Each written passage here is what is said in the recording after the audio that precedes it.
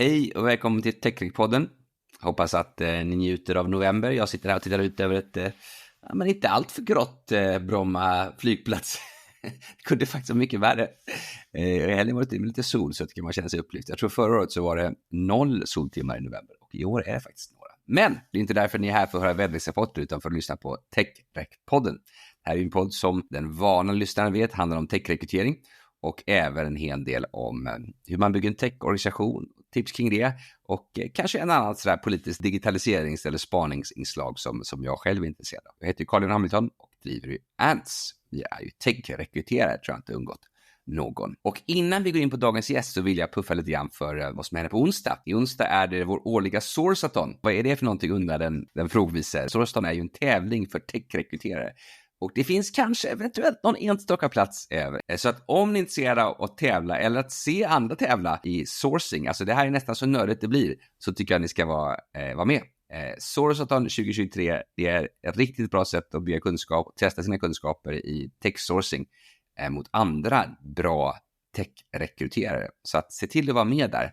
Det kommer ni ha glädje av. Det är också så, det här är en del av vår learning and development månad. Där vi försöker dela kunskap så mycket som möjligt. Både med varandra och också med branschen och med er som lyssnar. Och då har vi lite extra fokus på det. Vi både lägger ut en massa tips. Sourcathon är en del det, men även annat som vi gör den här månaden. Så att följ oss, var med och engagera er i vad ni tror kommer att vara de viktiga kunskaperna för rekryterare kommande år. Och det enda jag kan säga, jag ägnar mycket tid åt det här just nu. Och som ni alla vet så är det ju verkligen så att jag tror verkligen att vår bransch kommer att utvecklas enormt mycket kommande år.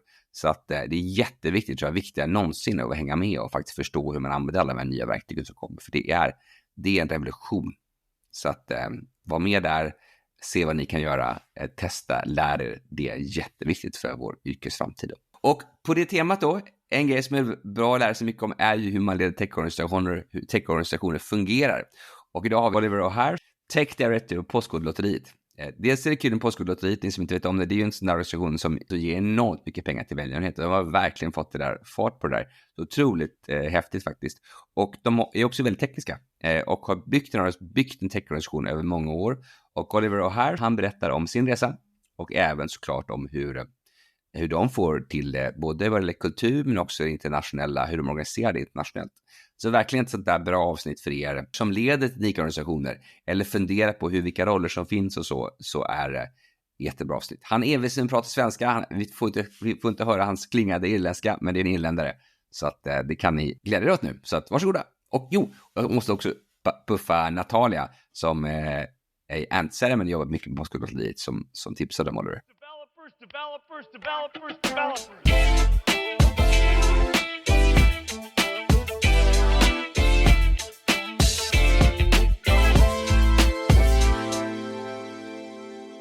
Välkommen hit. Tack så mycket. Hur känns det här då? Ja, det känns jättekul faktiskt. Ja, det är väldigt roligt. Vi har jobbat länge ihop med er så jag blir väldigt nyfiken på hur de har den. Det är en fantastisk byggnaden, väldigt trevligt att träffa alla. Ja, men vad kul. Vad roligt.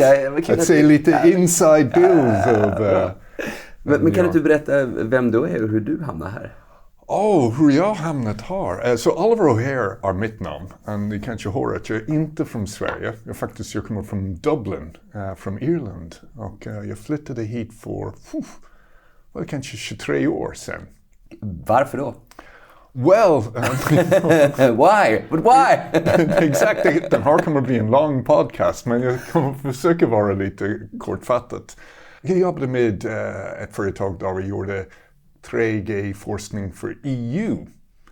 Och så det var ett internationellt projekt. Och efter det var mitt första jobb. Och sen jag landade på ett bolag som är halvt ägt av Ericsson, ett irlandskt bolag. En delägd av ett universitet och ett annat företag, ett telekomsföretag där. Och sen på det sättet jag fick chans att börja jobba med Ericsson på olika platser i världen. Och då jag landade här i Sverige, jag tog den vad jag började göra med forskning inom 3G, att börja börja implementera 3G i ett projekt. Ja. Och när pratar vi nu? Pratar vi 2000? Ja, strax innan 2000. Ja. Så jag var här i några månader Och såklart, jag blev lite förvarnad. Jag kände inte så mycket om Sverige, men jag blev förvarnad av en kollega. När jag berättade, jag ska till Stockholm, jag har aldrig varit, jag är väldigt nyfiken, kan du berätta lite? Han sa, jag kan berätta, du kommer åka dit, men du kommer inte vara där i några månader, du kommer att stanna där. Så blev det. Jag träffade min fru efter en månad. Så det var, hamnade här i Stockholm och också kunde börja jobba med fantastiska företag som Ericsson. Och sen över till 3. De skulle precis starta med 3G-utveckling. Börja bygga det första 3G-nät. Så vi kanske kommer ihåg stora Ja, verkligen. Jag hade en sån videotelefon första. Hade du en sån? Det var den som vi hade den precis innan det släpptes. Och det var gratis. Och man kunde ringa gratis videosamtal. Exakt. Så första julen där, jag och en kompis, det var bara en person som kunde ringa till. Så vi firade jul tillsammans. Vi ställde upp den på så sitter man alla fram och tittade. Så hade vi så här videosändning. Det var otroligt nytt och man kände bara det var framtiden. Ja, men det gick inte att prata med någon för de bröt sig hela tiden. Exakt, men batterien tog slut. Det tog slut. Men det var också någonting i början var att det bröts också. Det var så här, samtalen liksom, det funkade inte bra. Exakt, det var lite kapaciteten, tuning.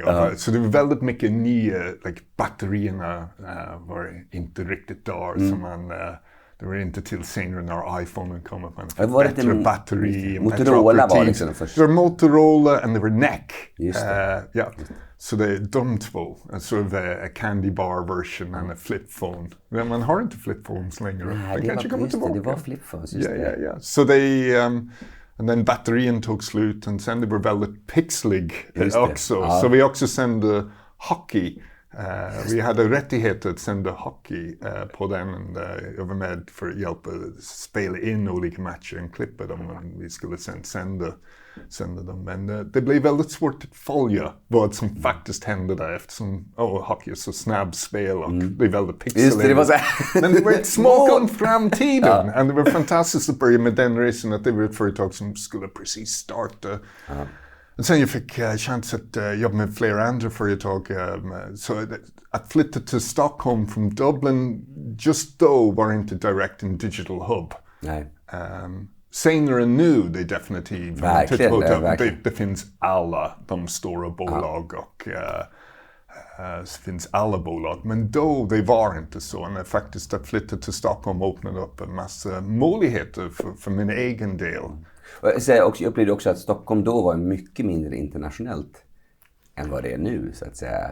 Alltså, du pratar ju bra svenska nu, men då var det ju nästan så att man just Ericsson låg före kanske, men många andra bolag var det liksom nästan lite, det var svårare tror jag i alla fall att komma som irländare och inte prata svenska, eller hur upplevde du? Ja, konstigt nog, ja. Så det var eftersom man skulle tro att det är som vänster... från någonstans från Europa att man skulle komma, att det skulle inte vara så svårt, men det var väldigt annorlunda då. Man såg det som en stor nackdel att man inte kunde tala svenska.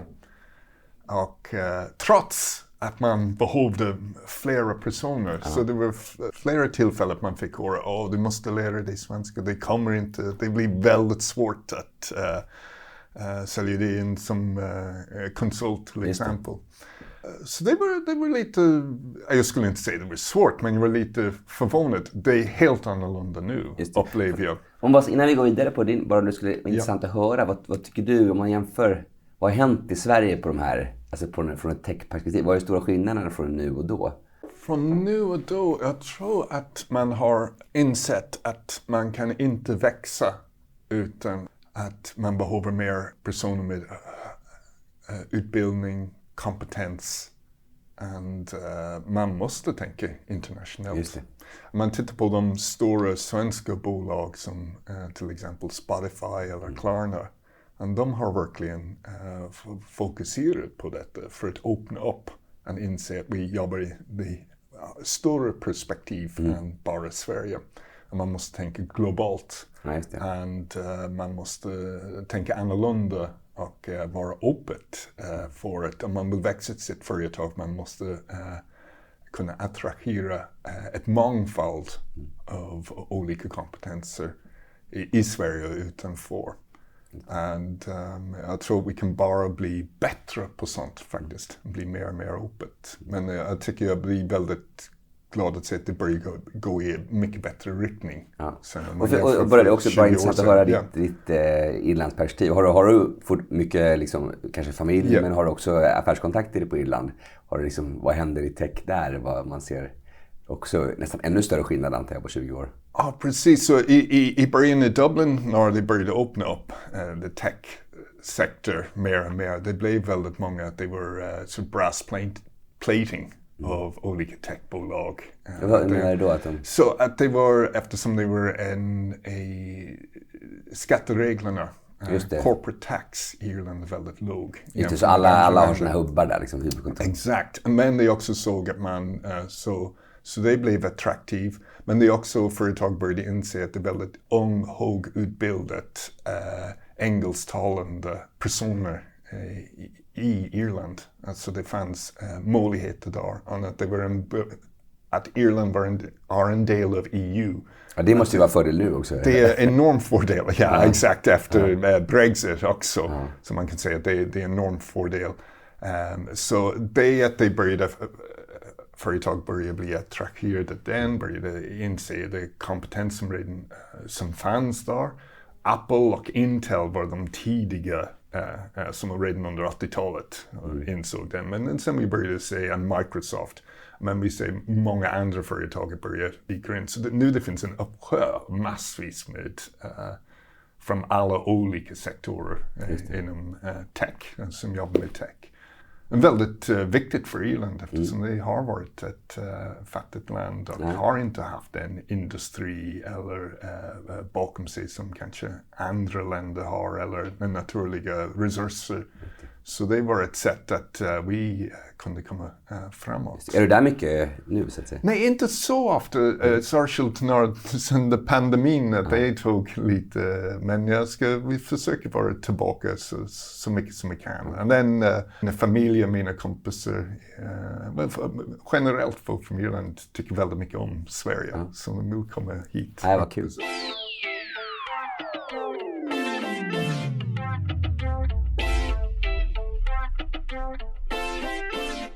Och din karriär då, vad hände? Du kan väl bara nämna några grejer när vi går in på där du är idag så att säga. Yeah. Men hur liksom, du var konsult, hur var det liksom? Började som konsult, och det var på olika Ericsson-bolag, men jag vill också spread my wings lite mer. Så jag började som en konsult på Omega Point. Också varit med i podden mycket kan jag säga. Exakt, Danberg Jansson, exakt. Och det var... Är det ett bra bolag?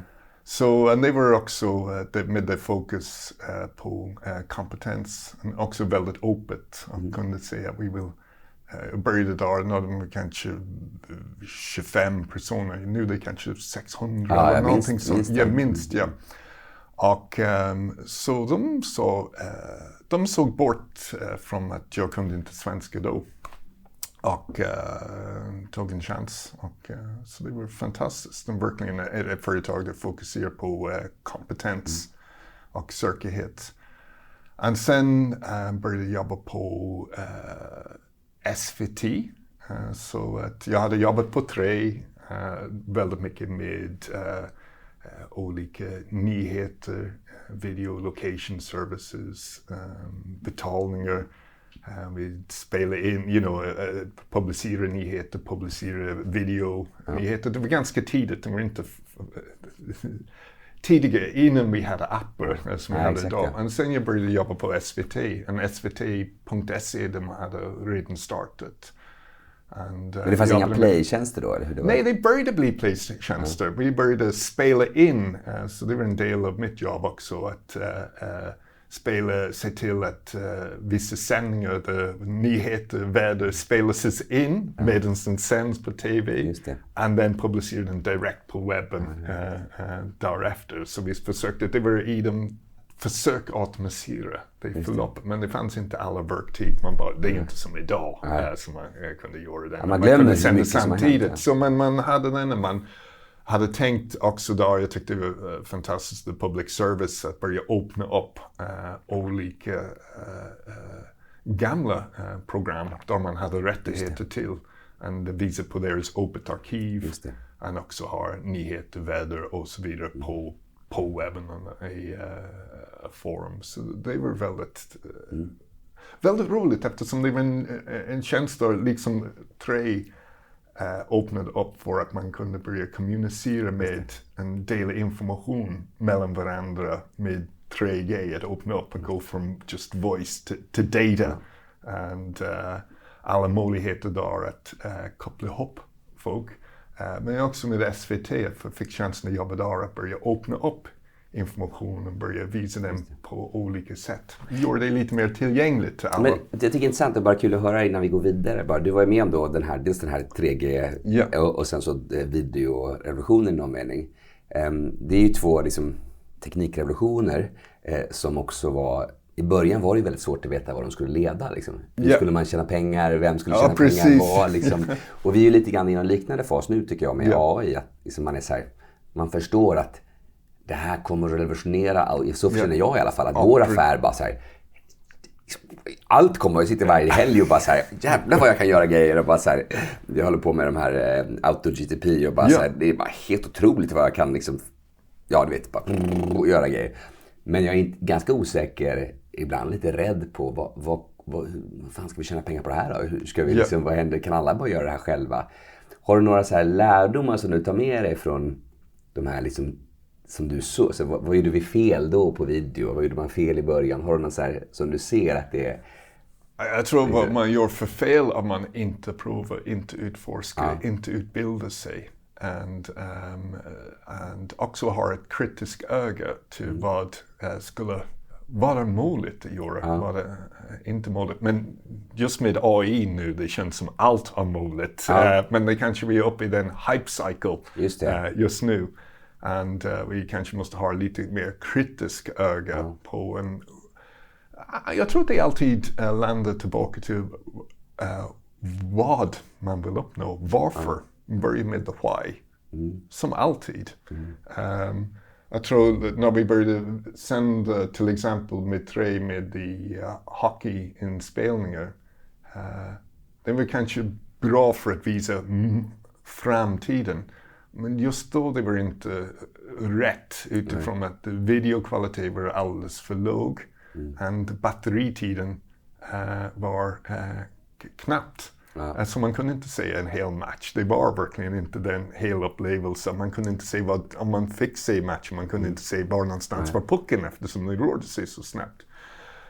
Trots det, jag tycker det fortfarande att man utforskar, man provar. Och man, eftersom det kommer. Så att det förstår det mer och försöker bemästra den och se hur det passar in i ert verksamhet genom att titta på why.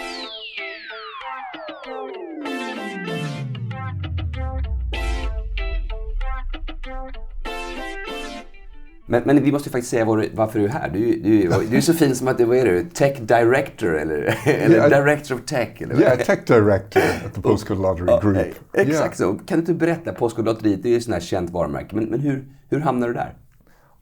Jag hamnade där faktiskt. Det var via Omega Point. Jag fick ett uppdrag att jobba med svenska Postkodlotteriet som startade 2005. Men jag tror att jag började 2007.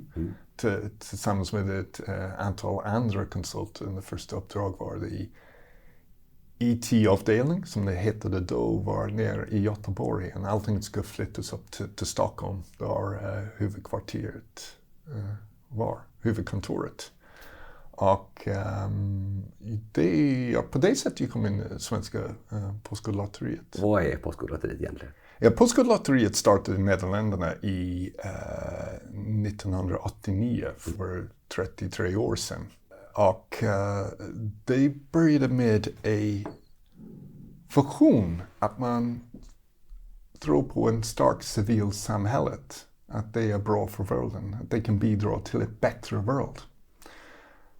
Och började med en tydlig mission att om vi startar genom att skapa en överskott från lotterier, Postkodlotteriet. Vi kan ge långsiktiga stöd till välgörenhetsorganisationen både i Nederländerna och internationellt. Och, så det började i 89 i Nederländerna och sen vi öppnade upp, det blev en succé. Som du frågar alla i Nederländerna, alla känner till Postkodlotteriet, det är the Postkodlotteriet. Och sen vi öppnade upp nästan samtidigt i UK och i Sverige runt 2005, jag tror 2006, någonstans där man började. Och öppnade i Tyskland 2016 och i Norge 2018.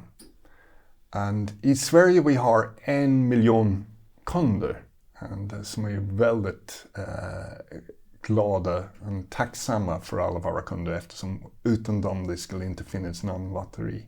Och utan de miljon kunder i Sverige vi skulle inte kunna ge 1 miljard i överskott varje år till organisationen som WWF, Barncancerfonden, jag tror 56-57 olika andra organisationer. Det gör vi varje år. Jag tror att det highlight för alla, för mig och våra kollegor är varje år, jag tror i februari, vi delar ut de pengarna till välgörenhetsorganisationen på en förmånstagarfest. Och man kan verkligen se, man träffar representanter från de olika välgörenhetsorganisationerna och man får höra i deras ord vad det stödet faktiskt betyder. Man önskar att man kunde dela med alla kunder och vi försöker förmedla den.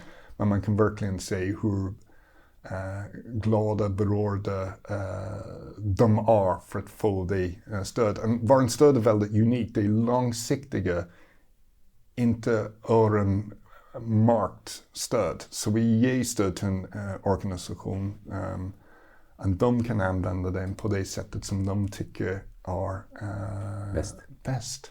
Så vi låter experterna bestämma. Det är väldigt vanligt när det ger pengar till välgörenhetsorganisationen, särskilt statligt, att man måste säga att den har pengar för bara använda för projekt X till exempel, och inte något annat. Och då så det när det händer saker i världen, och det händer väldigt mycket just nu, om det är Afghanistan eller det är Ukraina, well, det är svårt att ha ett projekt X som skulle förutse vad kommer att hända i världen. Så de pengarna är låst Project X som kanske skulle göra bättre nytta om man kunde frigöra dem och fokusera på vad som faktiskt händer just nu, de olika crises. Så det är bara, vi har en långsiktig, icke-öronmärkt stöd till varje välgörenhetsorganisation som de får från år till år. De vet att de kan lita på oss. Och det är tack till alla våra kunder har i Sverige. Och när man tittar bara inom gruppen, det måste jag bara säga att det är, eftersom det är ett stolthet också internt med alla våra kollegor. Vi inom gruppen, jag tror sen vi startade, vi har gett strax över 12 billion euros till välgörenhet sedan 89. Och vi har varit tredje största privatdonator till välgörenhet, åtminstone den senaste, jag tror från 2021. Det är Bill och Melinda Gates, som vi alla känner till, Theirs Foundation, fantastiskt, från Microsoft. And then Welcome Trust in the UK, and sen Postkodlotteriet. Tredje största privatdonator i världen. Så det är ganska häftigt. Ja, det är faktiskt. Det är återigen, det är tack till alla våra kunder i de olika länder. Och för våra kollegor, det kanske också för mig personligt, du frågade mig hur jag började jobba på Postkodlotteriet. Jag började jobba som konsult, men jag ville vara chef. Jag tog en chefsjobb som utvecklingschef när vi började bygga upp utvecklingsavdelning. Men jag har varit där i snart 17 år. Det är lite en vattendelare. När man berättar till folk och det är 17 år, det är lite vissa bara, va? Det är, hur länge? Vad you know, det är att has he become part of the furniture? Den andra kan tycka det är väldigt häftigt. Men jag hade inte en bild för mig när jag började på Postkodlotteriet att det skulle bli så lång tid. Det var aldrig jobbat. Det var bara några år på varje företag. Men jag har hittat någonting där jag kan jobba med vad jag älskar med tech, med folk. Den kombination med personer och tech. Med fantastiska, kompetenta kollegor som inte bara är inom tech, men också eftersom vi är en lotteri och vi gör massvis med personer som gör välgörenhet, våra stiftelser, våra tv, olika, vi har stora tv-format, från kundservice. Och vi har många olika personer som jobbar med många olika saker. Så det gör det väldigt spännande arbetsmiljö att jobba med. Roliga kollegor, duktiga kollegor. Så jag får jobba med fantastiska personer och jag kan bidra till något gott i världen.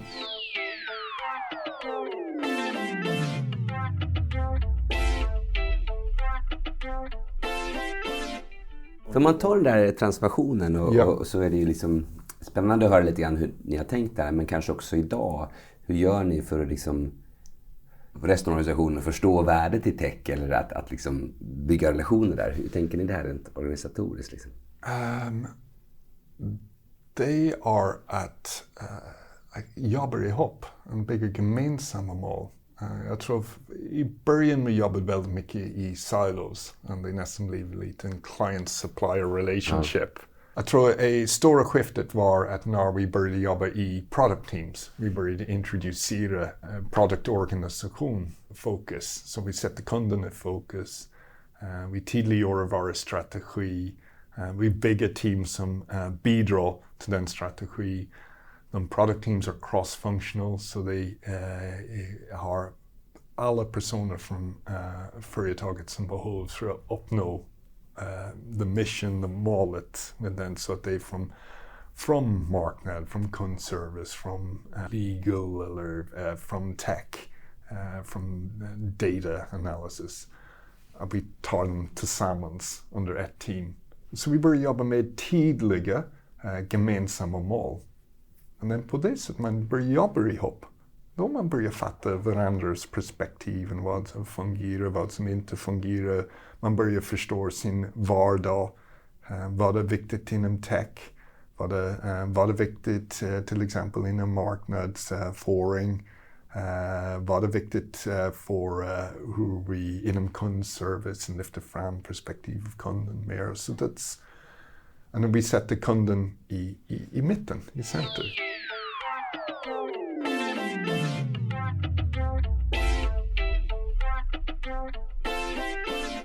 Kan du ge en exempel där som du tycker har funkat då, på just som du har gjort det så att säga?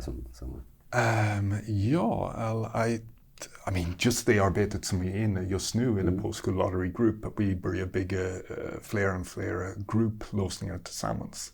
And so vi bygger teams som är international teams med kollegor från Postkodlotteriet Group finns i UK, i Edinburgh, i Tyskland, i Düsseldorf, i Nederländerna, Amsterdam och för Sverige och Norge i Stockholm. Så vi bygger internationella teams, truly international, för att göra internationella lösningar. Och vad är en produkt för er, så som man förstår? En produkt kan vara olika delar av vara. Det kan vara till exempel vara webbsidor, försäljningsflödet. Olika aspekterna av det helhet som vi levererar ut som kunden ser, men också de bakomliggande system som driver lotteriet. Och har det varit svårt att liksom dela upp produkter? Det är ju ibland någon man kämpar med. Liksom, vad är en produkt, vad är inte en produkt? Hur har ni gjort skärningarna? Liksom? Det är att, jag skulle säga vi tar inspiration från gruppen. Det vi har fördel att inom Postkodlotteriet-gruppen, vi har jobbat sedan 89 och det började i Nederländerna. Och sen i Sverige, och sen i the UK nästan samtidigt, och Tyskland och Norge vid det senare för några år tillbaka. Och alla har tittat på den, löst den på olika sätt. Man har jobbat väldigt independently, oberoende, och fokuserat på sitt lotteri. Och alla har löst den på olika sätt. Och det är fantastiskt ju när vi ska börja jobba ihop. För sen vi kan se vad som har fungerat bra och vad som har fungerat mindre bra. Hur får du till det där? Jag frågar ju lite för att man vet ju också internationella organisationer där ibland blir alltså det blir som tvärtom, det blir lite revirtänk, vår lösning är bäst. Men hur gör du jobbat för att skapa den här typen av tillit som kanske krävs för att få till det där? Jag tror att det är väldigt mycket att lyssna. Att få folk att dela vad de tycker fungerar bra, vad de tycker fungerar mindre bra. Att skapa ett trygg miljö där alla kan bli öppet, ärligt, känna att de kan dela på vad som har fungerat bra, vad som fungerar mindre bra. Och börja titta, när alla har gjort den, börja titta på vad vill vi uppnå tillsammans, vad är vår gemensamma, what's our mission? Vad vill vi behöva göra? Och med det stora, vi tar som fungerar bra, vad som fungerar mindre bra. Vi gör det annorlunda och tar från någonting som är bäst in class för oss. Så bli väldigt, väldigt öppet. Tar den tid att det tar i början, det tar tid att komma överens. Men att få representation från de olika länderna i varje grupp, så en international grupp, så vi tvättar bort en bias för sitt eget land. Och vi har jobbat med olika ways of working för att hjälpa med den. 6 olika ways of working som kan, om ni tar de här beteende, då det kan hjälpa oss att komma framåt. Om vi alla tror på den strategi att börja jobba tillsammans, eftersom vi kan minska underhåll och spendera mer tid och fokus på innovation. Vad är liksom högst på din radar just nu, så att säga? Vad ser du för stora trender eller någonting som du liksom... Jag inser att det är en jättefråga, men... Jag kan först AI. Det är ett område som jag tror alla säger samma sak. Det utvecklar sig blixtsnabbt. Och det är verkligen förstår hur vi kan bäst nytta den. Och att ha fokus på den. Sen självklart det är säkerhet. Det är enormt viktigt. Vi kan bara se den oroliga värld som vi lever in just nu. Det blir mer och mer säkerhetshot för oss alla. Det där är ju nästan ni samhällskritiska, så man kan ju det får man ju nog säga att det är faktiskt. Ja. Har ni börjat med just säkerhetsprövningar och hela den grejen lite mer? Liksom? Så vi har ISO 27001 certifierat, så det är informationssäkerhet. Så vi tar det väldigt allvarligt. En del av den är att utbilda oss alla, inte bara inom tech. Det alla ska vara inom säkerhet som är relevant för sitt jobb. Så vi ser säkerhet som en del av allas jobb. Om du tänker, vi sitter här om 10 år. Ja. Hur tror du techvärlden, vad tror du har hänt, så att säga, på utvecklingssidan? Har vi och då tänker jag på alla de här frågorna. För säkerhet tror jag ändå man kommer lösa på något sätt. Men om man tänker på just AI-frågan som kan bli revolutionär. Det pratas ju om allt ifrån att man kan göra 10 gånger så mycket till att vad tror du liksom? Vad tror du kommer jag tror AI kommer öppna upp nya möjligheter. Och det kanske stänger andra. Vi kommer förändra hur vi har gjort sakerna förut, definitivt. Jag tror om 10 år då vi ser en ny generation som kommit in i tech, som kommer bli väldigt van att AI är bread and butter. De skulle bli väldigt svårt att tro att man inte använder AI. Så I'd say AI is an accelerator. a catalyst.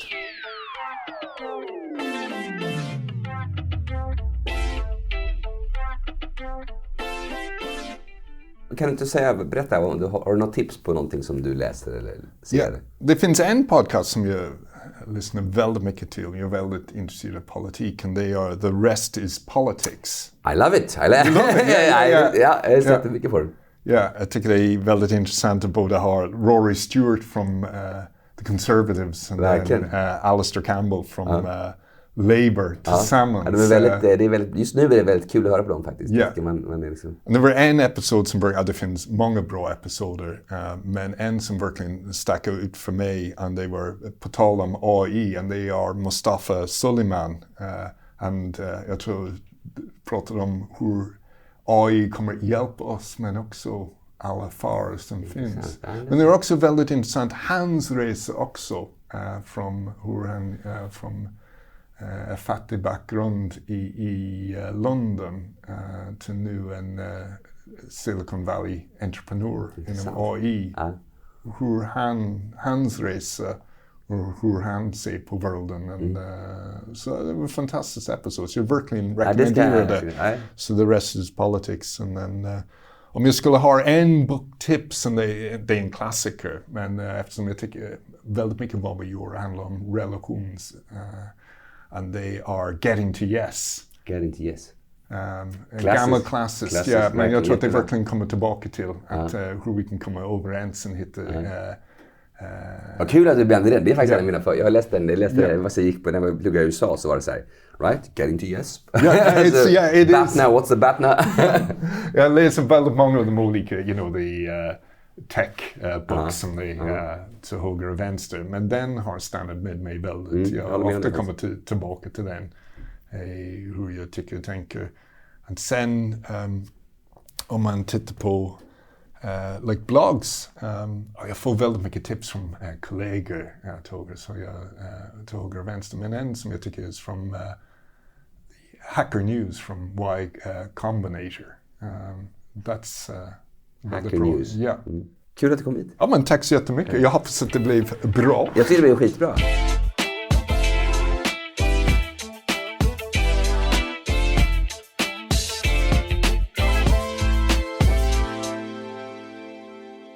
Bra, tack Oliver. Verkligen kul att du kom, och stort tack för att du var med. Nästa vecka har vi en till sån där riktigt nördavsnitt. Claes Hartvin som är CEO på Apoteket. Apoteket är ju en klassisk svensk varumärke, men som är igenom en otrolig omställning. Såklart, fattar alla som har hängt med. Både vad det gäller e-handel men också logistik.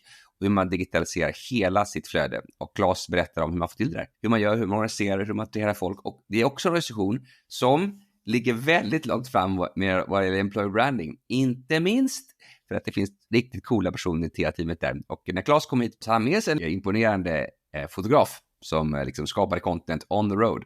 Det är inte många CEOs som gör det faktiskt. Så att coolt. Och jag anar Rebecca och Caroline Emanuelssons hand bakom detta. Så att det blir ett bra avsnitt som ni har att se fram emot nästa vecka.